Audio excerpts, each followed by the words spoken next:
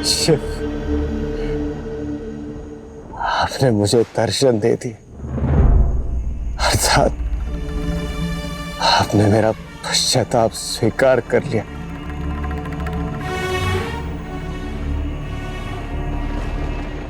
आज मेरे द्वारा इस समस्त संसार को एक सीख अवश्य मिलेगी। एक व्यक्ति संसार भर के लिए भले ही कुछ भी क्यों ना कर ले, किंतु उसे उन्हें नहीं भूलना चाहिए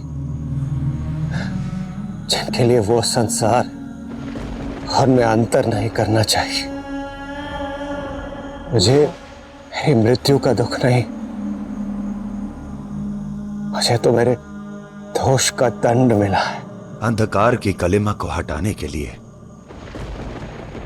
प्रकाश की केवल एक किरण ही पर्याप्त है, जो अपनी भूल का आभास करके उसे सुधारने को तत्पर हो, भविष्य में उस भूल को ना दोहराने को निश्चयी हो। उसे अवसर देना चाहिए चंद्रदेव। अर्थात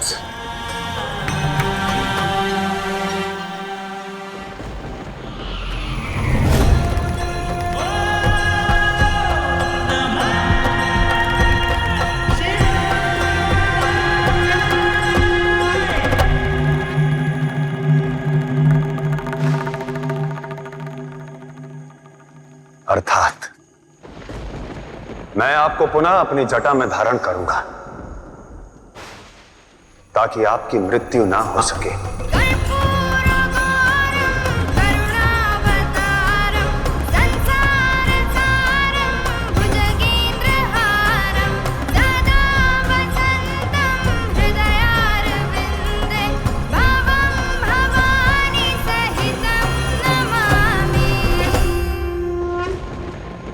हे नारायण, चंद्रदेव का दुख तो शिवजी ने काट दिया, पर जिनका श्राप काटा गया है उनको भी तो ज्ञात होना चाहिए ना। मुझे आज्ञा दे प्रभु।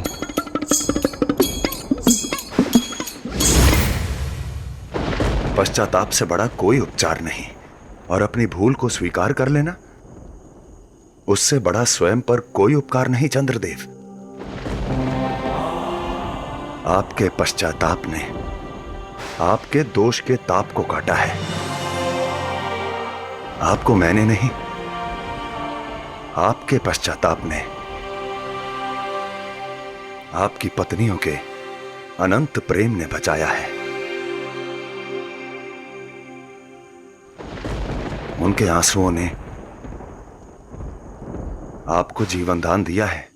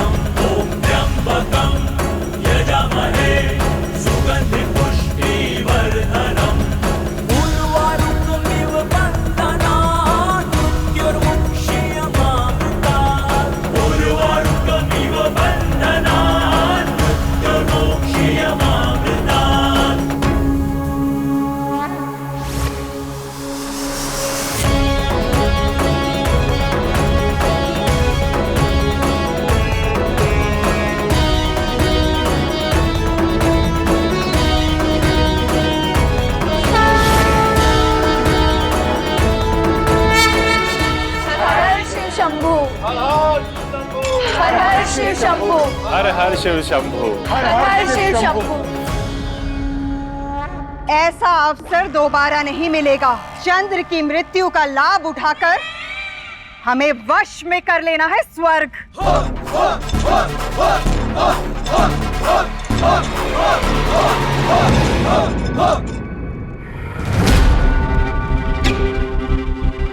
क्या हुआ? तुम सब मौन क्यों हो गए? माता, वो देखिए।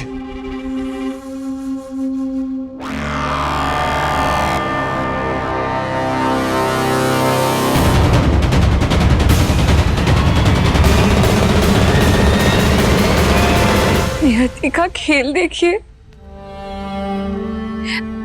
जो श्वेत कपड़े चंद्रदेव को पसंद है वही हमारी पुत्रियों को धारण करने हो। जब वो नहीं रहेंगे। नारायण नारायण हरि हरि। इतने सारे श्वेत वस्त्र किसे शांति प्रस्ताव भेज रहे हैं प्रजापति? शिव को? समय के अनुसार शब्दों का चुनाव करना सीखो नारद। ये मेरे जमाई की शोक सभा है। अच्छा, मैं तो आनंद सभा में सम्मिलित होने आया था। मेरे घावों पर नमक छिड़कने आए हो? अरे भैया, शोक और श्राद्ध तो जो चला गया है उसके लिए मनाया जाता है, परंतु जो मृत्यु के मुख से लौट आया हो उसके लिए तो आनंद सभा ही होनी चाहिए ना? हाँ? आपको मेरी बात पर विश्वास नहीं तो बाहर चलकर देखिए। शिव ने आप सबके लिए उपहार भेजा है।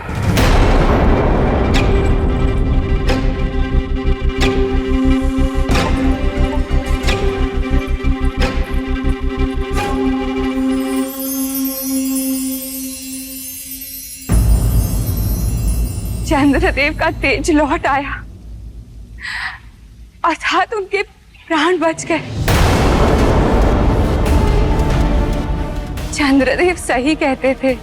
शिव के प्रति आस्था ने ही हमारे 27 पुत्रियों को विधवा होने के शोक से बचाया है। शिव ने चंद्र को आस्था का प्रसाद नहीं दिया है, मुझे शत्रुता का प्रतिसाद दिया है। शिव पहले मेरे पिता का शीश काटा और अब मेरा श्राप काटकर पुनः मेरा अपमान किया है। जिस शिव ने चंद्र को अपने शीश पे धारण करके समस्त संसार को एक बहुत बड़ी आपदा से बचाया, आज से ये समस्त संसार उन्हें चंद्रशेखर के नाम से भी जानेगा।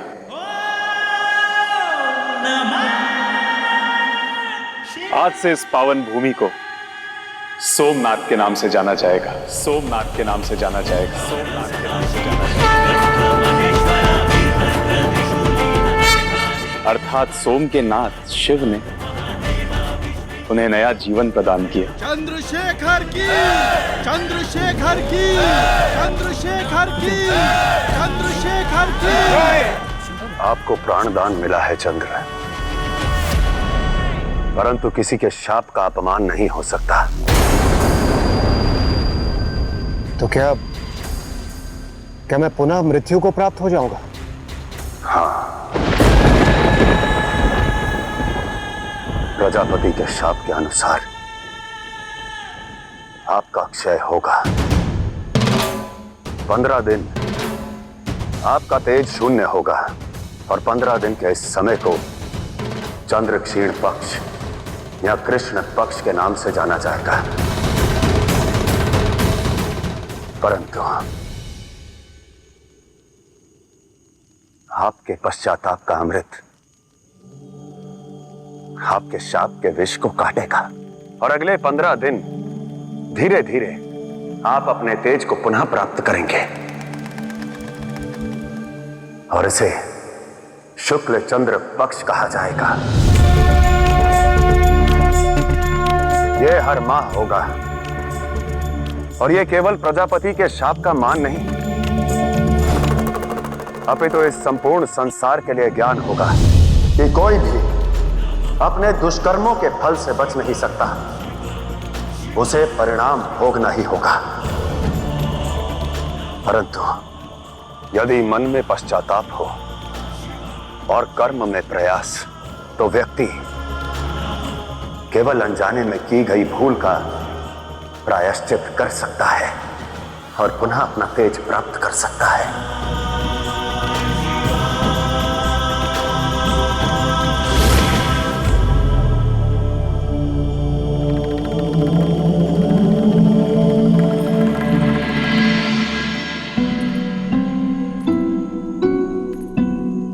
रोहिणी दीदी, रेवती दीदी, आप लोग इतने प्रसन्न हैं। चंद्रदेव कहाँ हैं? वो देखो।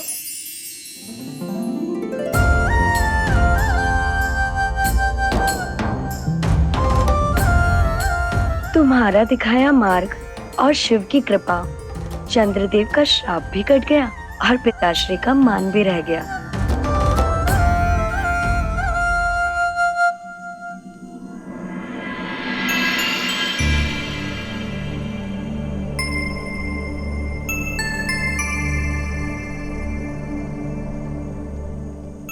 तो नारायण ने सत्य कहा था, पिताश्री पे अब कोई कलंक नहीं लगेगा। कलंक लगा है आपके भक्त के तेज बल पर नारायण। दर्शन दीजिए, अन्याय हुआ है मेरे साथ। अब उस शिव के साथ मित्रता छोड़कर आपको उसे दंड देना होगा। दर्शन दीजिए। विचलित क्यों हो दक्ष?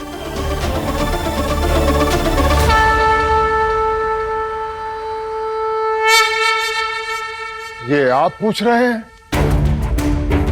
शिव ने मेरे श्राप को काटकर नियति का अपमान किया है, अन्याय किया है मेरे साथ। मेरी दृष्टि में शिव ने कोई अन्याय नहीं किया है। आश्चर्य है, इतनी अंधभक्ति अपने आराध्य के लिए। क्यों चंद्रक्षय होकर मृत्यु को प्राप्त नहीं हुआ? क्यों इसका तेज अभी भी पहले जैसा है?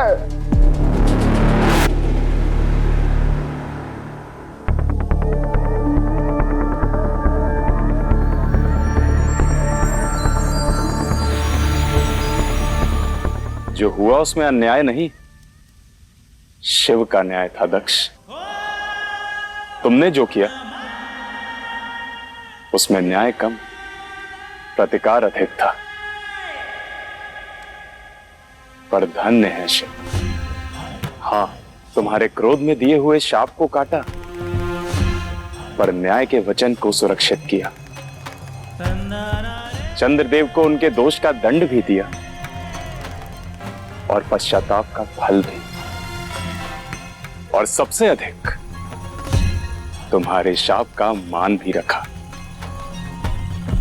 और इस संसार को सीख दी कि सर्वशक्तिशाली शिव को पाकर भी यदि चंद्रदेव कोई भूल करेंगे तो उन्हें भी दंड मिलेगा। चंद्र को भी उनके भूल का दंड मिला। सीख यही है कि अपनी शक्ति का दुरुपयोग ना करें।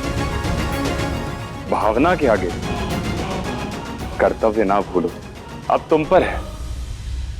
शिव से अपनी शत्रुता निभाना चाहो तो वो निर्णय तुम्हारा है दक्ष।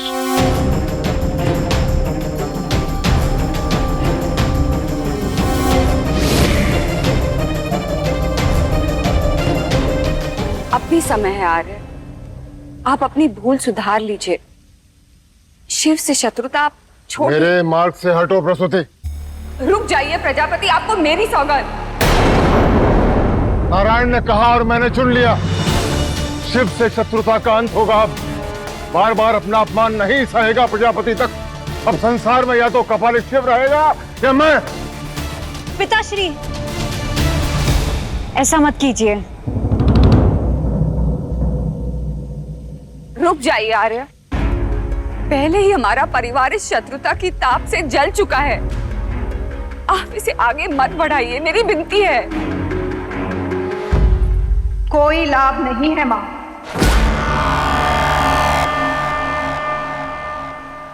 जाइए पिताश्री, करिए युद्ध शिव से। उन्होंने आपके साथ अन्याय जो किया है, परंतु आपने कौन सा न्याय किया है हमारे साथ? ये समय इन सब बातों का नहीं है दीदी। आपके पास हमारे लिए समय ही कहाँ होता है। देवता तो हमारे शत्रु थे ही, पर आप भी कोई कम नहीं है पिताश्री। दीदी, मैं छोटी हूँ, लेकिन अपनी ही बहन के द्वारा अपने पिताश्री का अपमान मैं सहन नहीं करूंगी। पिताश्री मेरे पूज्य हैं।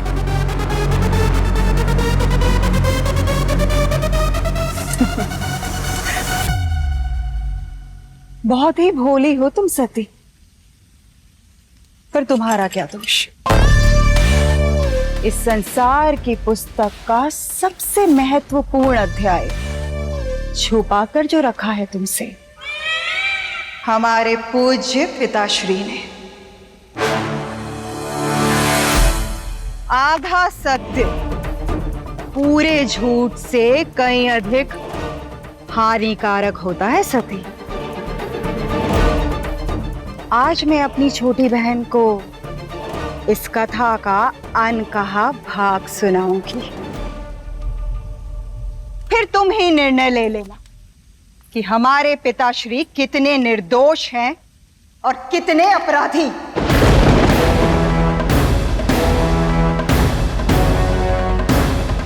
मैं नहीं मान सकती कि हमारे पिताश्री ने मुझसे कुछ भी असत्य कहा है। असत्य नहीं, परंतु आधा सत्य बताया है। पूरा सत्य तो हमारे पिताश्री ने बताया ही नहीं तुम्हें सती। तुम स्वयं तो अप्रसन्न और असंतुष्ट रहती ही हो दीदी। जहां भी जाती हो अप्रसन्नता फैलाती हो। मैं जब भी अपने अधिकारों की बात करती हूँ तो मेरा सत्य आपको अंधकार ही लगता है ना? तो ठीक है,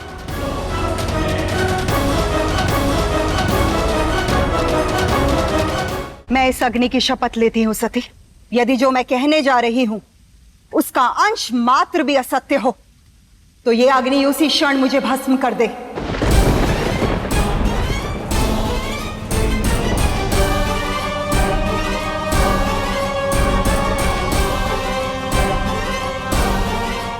बताइए पिताश्री, जब देवताओं को स्वर्ग दिया गया तो क्यों आपने हम असुरों को नरक सहर्ष जाने दिया?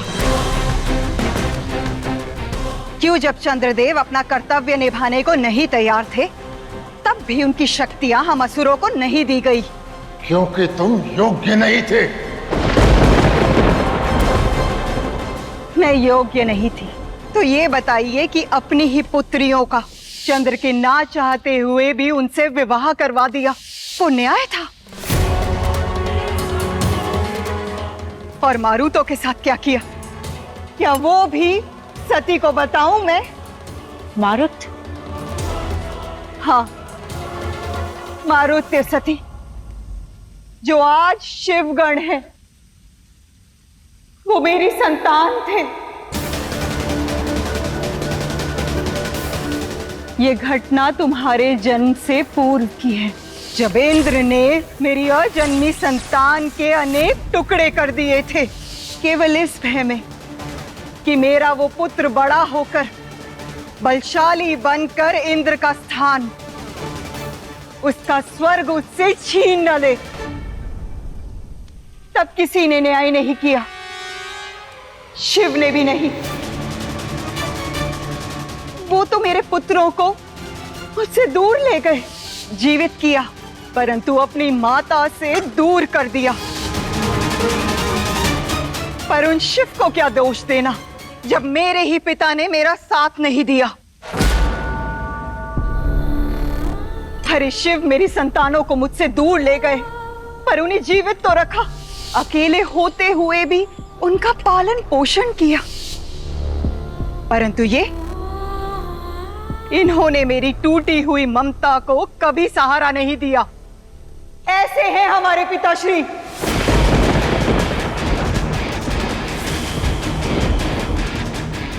और भाग्य देखो, जब मेरे वो पुत्र इनके स्वयं के नाती इनसे मिलने आए, तब इन्होंने क्या किया? तुम तो वहां थी ना सती, तुमने देखा था ना कैसे इन्होंने उन्हें सदा के लिए कारागार में डाल दिया। मैं इन्हें वही दंड दूंगी जो मेरे पिता शिव भक्तों को देते आए। इन शिव गणों को मैं स्वयं कारागार लेके जाऊंगी।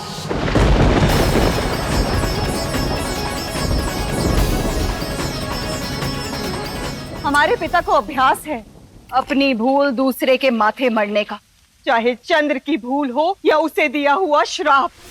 मैं ब्रह्मपुत्र प्रजापति दक्ष तुम्हें श्राप देता हूँ, तुम्हारा क्षय होगा। अपनी ही पुत्रियों के विधवा होने का कारण बनने जा रहे थे ये, परंतु दोषी शिव को ठहरा रहे हैं। शिव ने तो आज भी न्याय ही किया ना। मैं आपको पुनः अपनी जटा में धारण करूंगा ताकि आपकी मृत्यु ना हो सके। इन्होंने तो अपनी ही संतान का भविष्य सदा ही नष्ट किया है। देखो सती, मैं अब भी तुम्हारे समक्ष खड़ी हूं। अग्नि ने मुझे जलाया नहीं, इसका अर्थ है कि मेरा एक एक शब्द सत्य है। अब तुम ही सोचो सती, शिव जिन्होंने मेरे पुत्रों को जीवन दान दिया, चंद्र का जीवन बचाकर हमारी बहनों को विधवा होने से बचाया, जिन्होंने शिव भक्तों की भक्ति का मान रखते हुए उन्हें कारागार से मुक्त कराया, क्या शिव की उपासना करना चंद्र का अपराध है? अब निर्णय तुम्हें करना है सती। कहीं ऐसा ना हो कि तुम्हें भी अन्याय का पात्र बनना पड़े।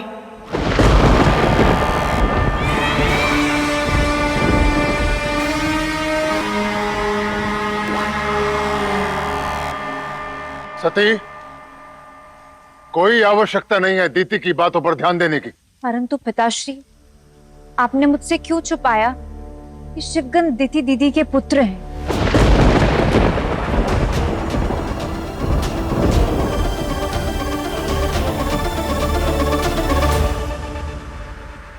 उससे क्या लाभ होता? स्मरण करो कि ये शिवगण अपने नाना श्री से मिलने नहीं आए थे, वो शिव की योजना का भाग थे। छुपते छुपाते तुम्हारे जन्मोत्सव में आए, साथ में शिवलिंग लाए तुम्हें भेंट करने के लिए, ये जानते हुए कि मैंने शिव की आराधना पर प्रतिबंध लगा रखा है। क्या उनका अपराध कम हो जाता यदि मैं तुम्हें यह बताता कि वो दिति के पुत्र हैं?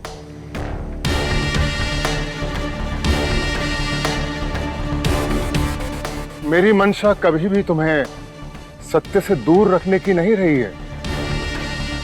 मैंने बचपन में कहा था ना, मैं तुम्हें कष्ट में नहीं देख सकता, और यदि मुझे तुमसे कुछ छिपाना ही होता तो क्या मैं दीति को ये सब बोलने का, कहने का अवसर देता? और तुम दीति, मेरी सती के सामने अपना ये रोने पीटने का ढोंग बंद करो। सब जानते हैं कि तुम्हारी मंशा सदैव लालच से भरी होती है, सबको भ्रमित करके अपना लाभ निकालती हो। तुम न शिव की शुभ चिंतक हो न मेरी। शिव ने तुमसे तुम्हारी संतानें छीन ली और मैंने तुम्हें कभी भी कुछ अनुचित नहीं करने दिया, इसलिए अब अवसर पाते ही यहां आ गई हो मेरी सती को भ्रमित करने। और बार बार बिना निमंत्रण यहां आकर अपना असुर होना सिद्ध मत करो। सिद्ध क्यों करूं? हाँ, है हम असुर, और हमें भी शक्ति का अधिकार है, वैसे ही जैसे सती को सत्य जानने का अधिकार था। मुझे सदा ही मेरे अधिकारों से वंचित रखा गया, इसलिए मैं नहीं चाहती कि मेरी बहन को भी सत्य जानने के अधिकार से वंचित रखा जाए। मेरा देवताओं से बैर है, तुमसे नहीं बहन। अब तुम स्वयं विचार करना कि दोषी केवल वो शिव है या हमारे पिता भी।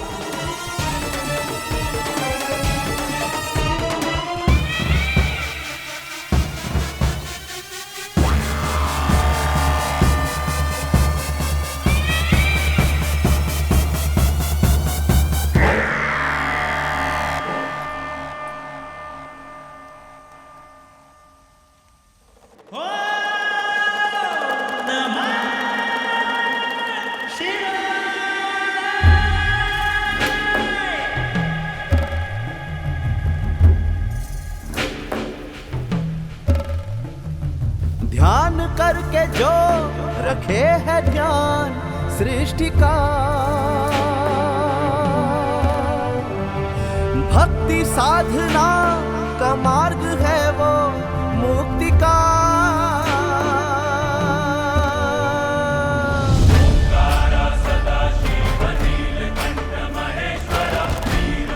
अब तुम भी विश्राम करो।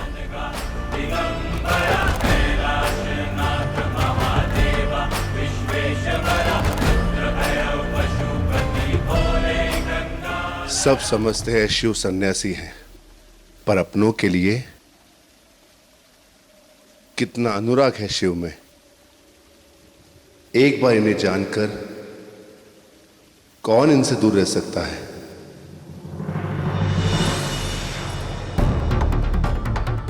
शिव, जिन्होंने मेरे पुत्रों को जीवन दान दिया, चंद्र का जीवन बचाकर हमारी बहनों को विधवा होने से बचाया, जिन्होंने शिव भक्तों की भक्ति का मान रखते हुए उन्हें कारागार से मुक्त कराया, क्या शिव की उपासना करना चंद्र का अपराध है?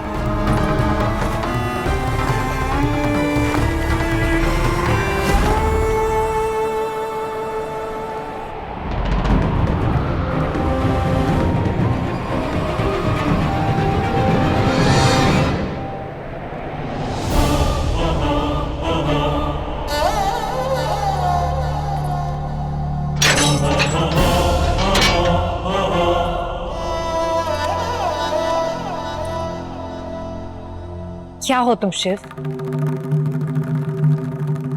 क्या है तुम्हारे और मेरे पिता के मध्य? तुम्हारा वास्तविक रूप क्या है? किसी का शीश काट देते हो, किसी को मृत्यु से बचाकर जीवन आशीष देते हो, किसी का कभी ना कटने वाला शाप हर लेते हो, और शाप देने वाले को कलंक से भी बचा लेते हो। मित्रों को प्राण देते हो, शत्रुओं को भी सम्मान देते हो। तुम्हारा सच क्या है? क्यों है तुम्हारे चरित्र में इतना विरोधाभास? प्रेम।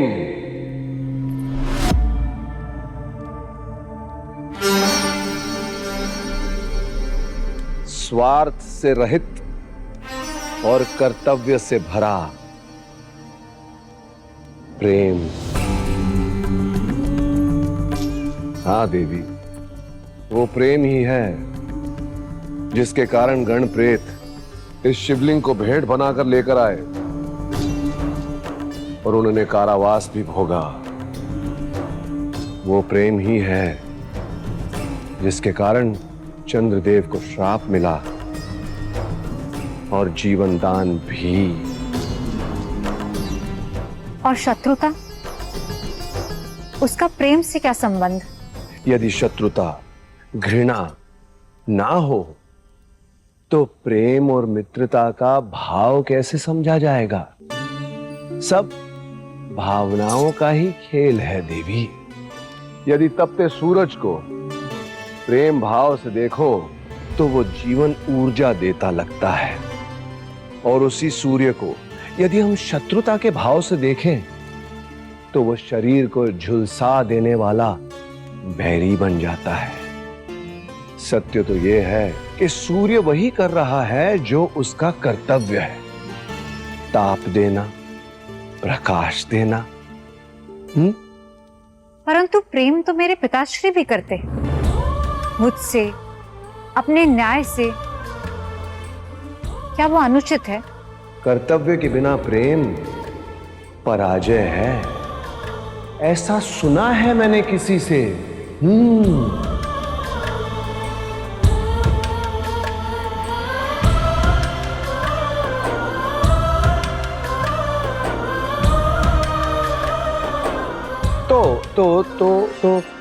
मैं भावनाओं की बात कर रहा था। भावनाओं में बंद कर हम मित्र को शत्रु समझ लेते हैं और भेंट को उपहास। हमारी भावना उचित है या अनुचित, इसका ज्ञान कैसे होगा? अपनी भावनाओं की गहराई तक पहुंचने की यात्रा व्यक्ति को स्वयं करनी पड़ती है। नारायण नारायण हरि हरि।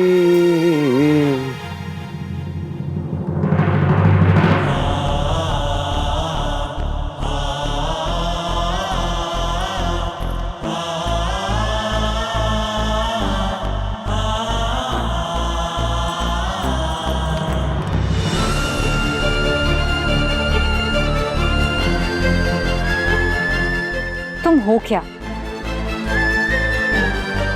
तुम्हारा सच अब वो मारुति बता सकते हैं जो ये भेंट लेकर आए थे।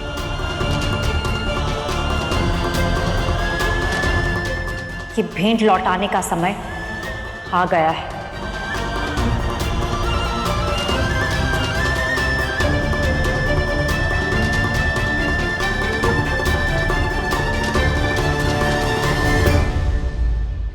गणों उठो, भोर हो गई है। गणों, अरे कैलाश की क्या दशा कर रखी है। उठो, इसे स्वच्छ करो और हर वस्तु को संभाल कर रखो, क्योंकि ये कैलाश हमारा घर है और घर को सदैव स्वच्छ रखना चाहिए। पर शिव, हम तो सदा से ही ऐसे हैं। पहले तो आपने कभी कुछ नहीं बोला। तो क्या जो आज तक नहीं किया उसे फिर कभी नहीं करोगे? यदि कोई अतिथि आ गया तो?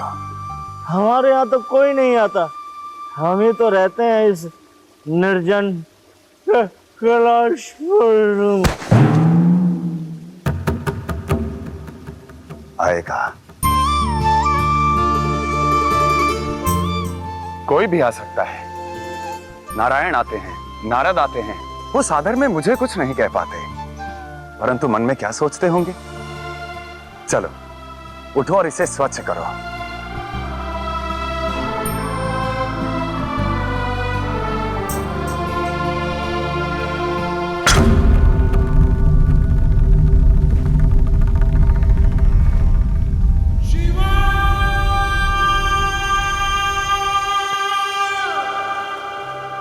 इससे पहले प्रभु शिव ने ऐसा आदेश नहीं दिया। मुझे तो लगता है अवश्य हमसे कुछ छिपा रहे हैं। पर वो क्यों छिपाएंगे? नारायण नारायण।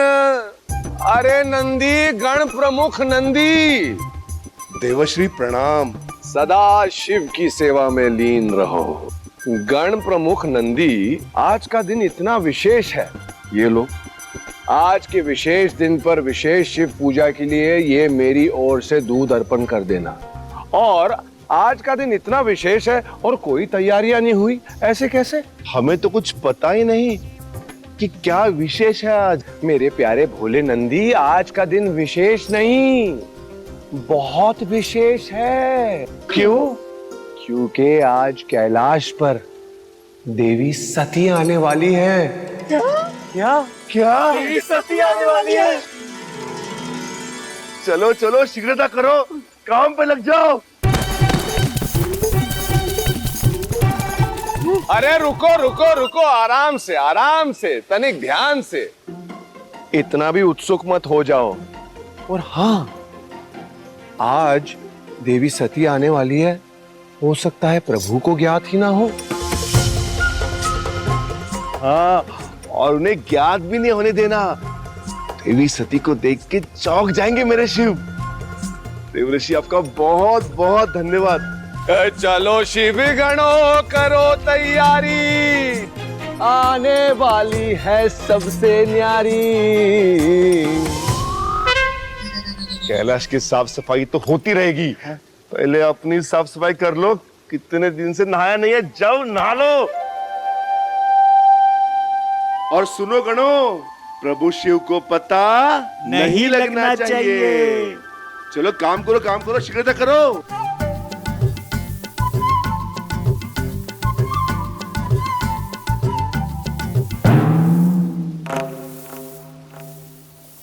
प्रणाम प्रभु। क्या नहीं बताना नंदी? वो नहीं, नारद जी ने दूध लाया था।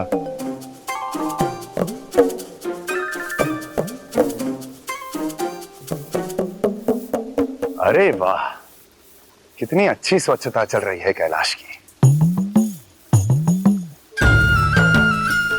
आज तो ध्यान में आनंद आ जाएगा। हाँ प्रभु।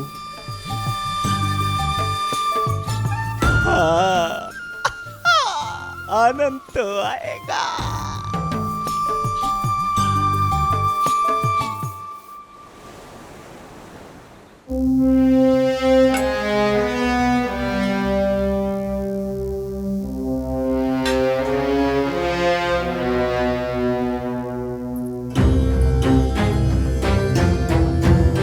आज कोई विशेष पूजा की तैयारी हो रही है?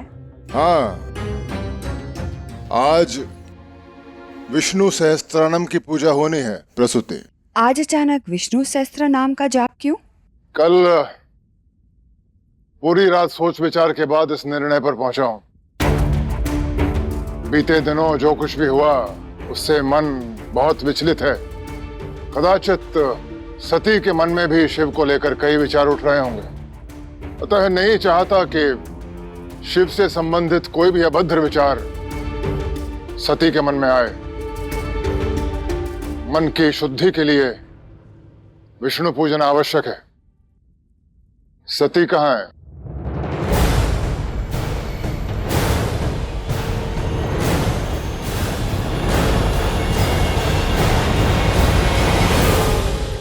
सती सज्ज नहीं हुई अभी तक? क्षमा प्रजापति, कुमारी सती अपने कक्ष में नहीं है। अरे उपवन में फूल चुगने गई होगी, वहां देखो। उपवन में भी नहीं है, पूरे राजभवन में कहीं नहीं है।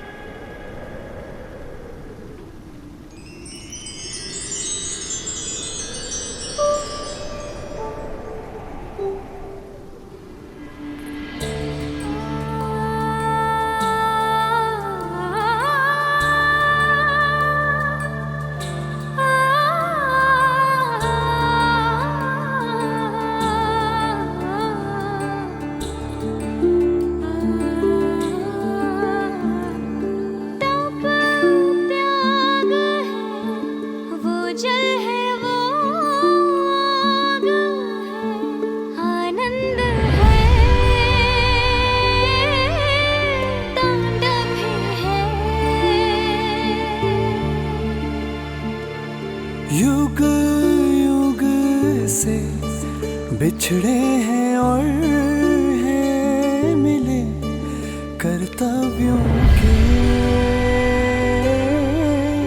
पथ पर चले।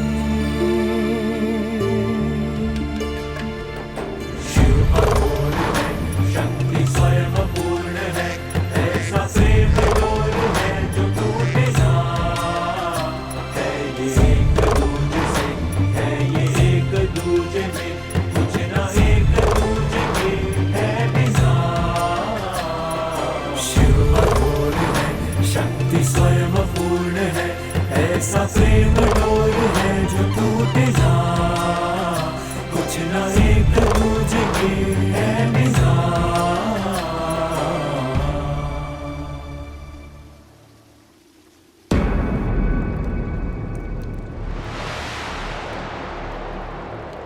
इन शिव गणों को मैं स्वयं कारागार लेके जाऊंगी। पता नहीं था हम देवी सती का नहीं संकट का स्वागत करेंगे। लगता है हमें फिर बंदी बनाने आ रही हैं। मारुतो रुको।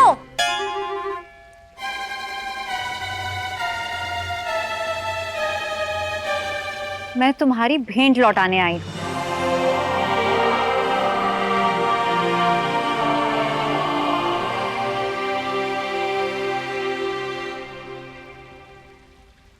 शिव ने गणों को उनकी माता से दूर रखा, पर लगता नहीं कि उन्हें संभालने में कोई कमी छोड़ी है। देवी, कैसी लगी सजावट? हमने सजाया कैलाश, है ना सुंदर हमारा घर? वैसे तुम लोगों की बातें ना मेरी समझ में नहीं आती। वैसे तुम्हारे शिव कहाँ हैं?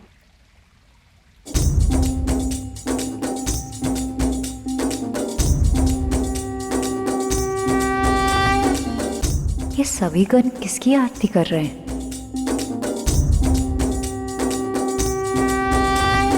कर्पूर गौरम करुणावतारम संसार ये स्वर तो सुना हुआ लग रहा है।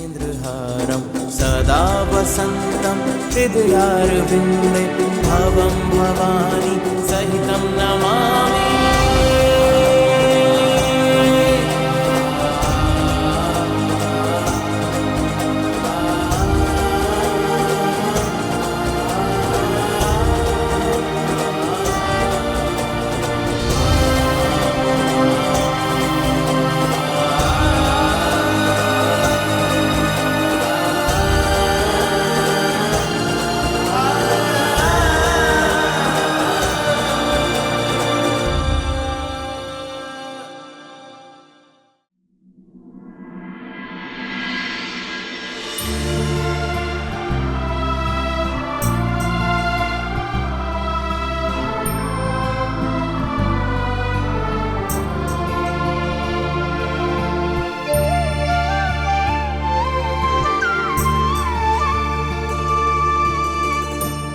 ये स्वर तो बरसों पूर्व सुना था आपने देवी, स्मरण है मुझे।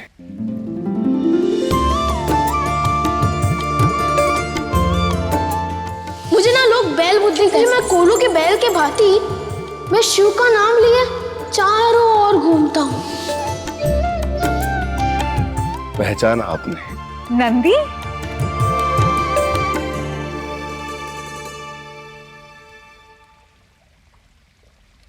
तुम्हें कैसे भूल सकती हूँ?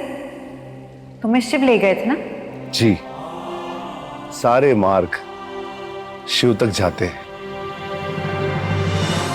बस मुझे थोड़ा पहले मार्ग मिला और आज बस अब ढूंढते हुए चली आई। मैं शिव से मिलने नहीं आई हूँ, मैं तो मारुतो से मिलने आई थी, उनकी भेंट लौटाने। अच्छा। तुम तो बिल्कुल पहले जैसे हो, तुम्हारा स्वर तो बिल्कुल नहीं बदला। बदले तो आप नहीं देवी सती। पहले नारायण के लिए पुष्प खोजते हुए शिव को पा गई थी और अब मारुतो को खोजते हुए शिव के द्वार आ गई। लगता है आपका लक्ष्य शिव है।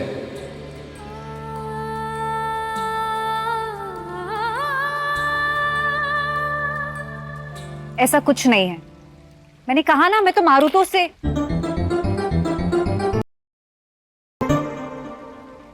वैसे अब सोच रही हूं कि यहां आई हूं तो शिव से भी मिल लूं। कहां है शिव?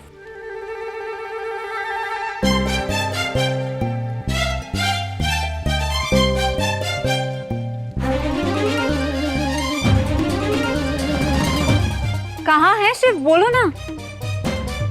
यही तो है शिव।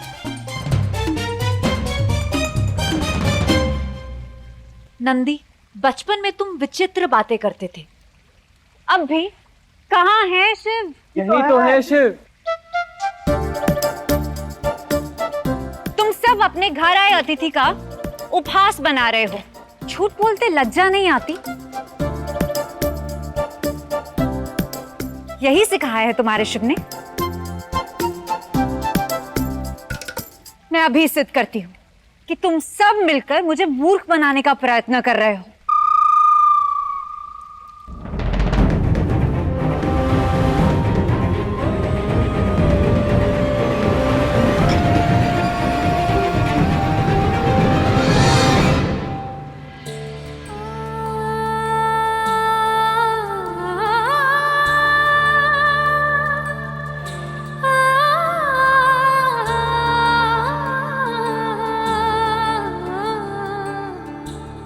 देखा, अगर शिव यहां होते तो ये फूल नीचे नहीं गिरते। झूठे हो तुम सब। कह देना शिव से जब वो लौटे कि दाक्षायणी सती आई थी, उनसे मिलने नहीं, मारुतों से मिलने, और उन्हीं से मिलकर जा रही है। माता सती रुकिए। माता सती, मेरा उपहास बनाने का एक और षड्यंत्र।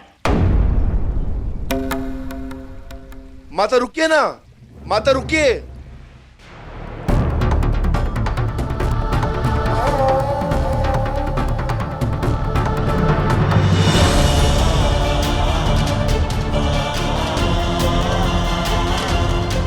प्रभु, आपने देवी सती को दर्शन क्यों नहीं दिए? देवी सती का संकल्प मारुतों से मिलने का था, जो पूर्ण हुआ।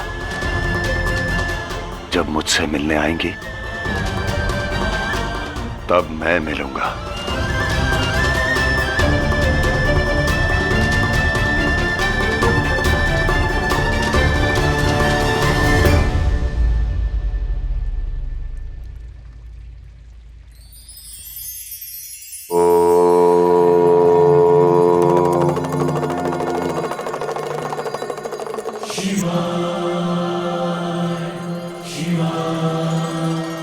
आप सभी यशस्वी होने के लिए परिश्रम करते हैं, पर क्या आप यशस्वी हो पाते हैं?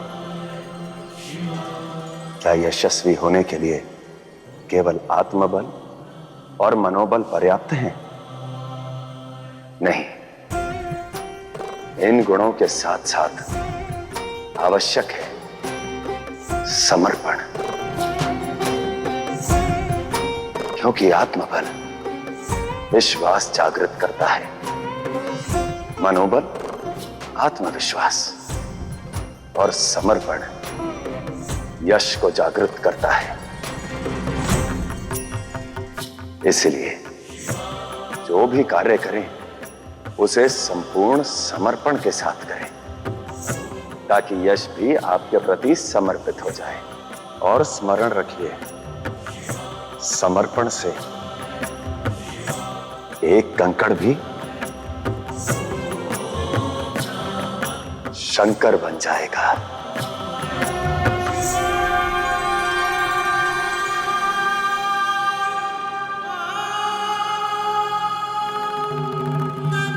ओ